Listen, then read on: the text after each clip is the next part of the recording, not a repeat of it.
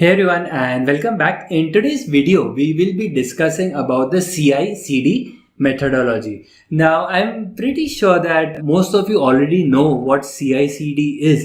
In fact, this is one of the requirements if you go in organizations as a DevOps.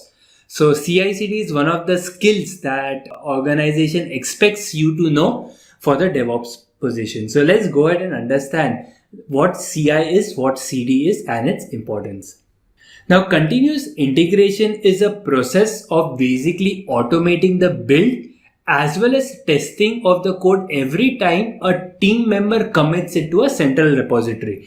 So this is more of a textbook definition. So let's understand this with a example. So this is a Git repository, and let's assume that someone has committed a new code to this Git repository. So now what would happen is there is a CI server, which is a continuous integration server. Now, as soon as a new code is committed to a Git repository, the CI server will automatically poll the latest code, and then it will do certain things like it will go ahead and compile the application code. It will go ahead and it can run the unit tests against these code.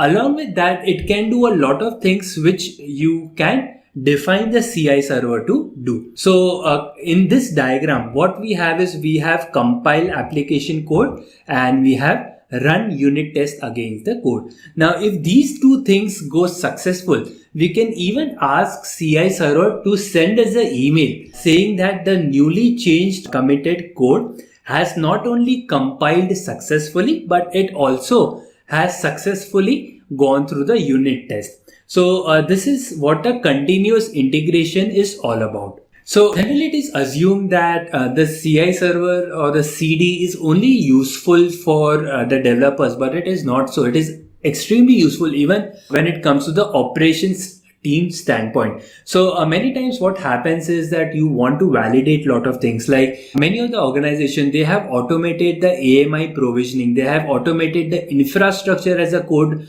based approach. So you might need a CI server which basically can validate your infrastructure as a code template. It can validate your JSON or YAML templates that you are writing, and if they are validated, it can go ahead and automatically build a AMI. So continuous integration is also useful for the operations team as well.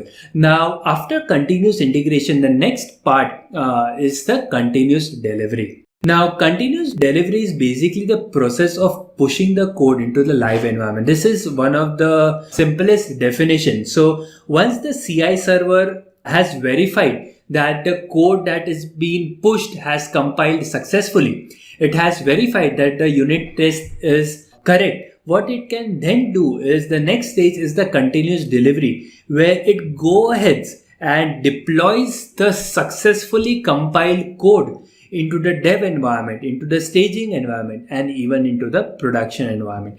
So that is the continuous delivery. So there are two terms. One is the continuous integration. In continuous integration, you compile the code, you verify if everything is working perfectly, you do the syntax based checking.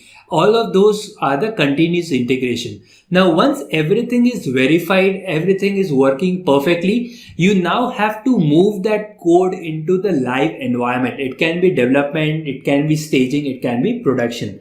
So deploying that code into the live environment is called as the continuous delivery. So this is the reason why CI and CD are generally referred as a single term.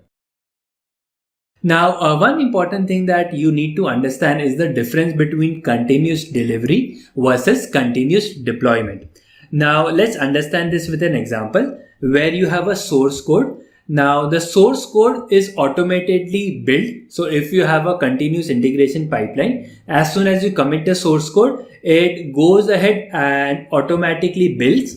If it builds perfectly, it gets deployed into the staging environment. So this stage is the continuous delivery stage. And once it gets deployed into the staging environment and everything is working perfectly, you get a sign off from the QA team. Then the deployment to the production environment is manual. So this step is called as the continuous delivery. Now you also have continuous deployment where the steps are same. You have a source code, it gets built up, it goes to the staging environment, and then it is automatically deployed in the production environment. So this manual step of deploying it into the production environment is not present in the continuous deployment phase. So do remember the difference between the continuous delivery and continuous deployment. So this is a very high level overview about the CI and CD. I hope you understood in a very high level overview what CI is and what CD is all about. Now in the next video, we will go ahead and discuss about the version control. So I hope this has been informative for you, and I look forward to seeing you in the next video.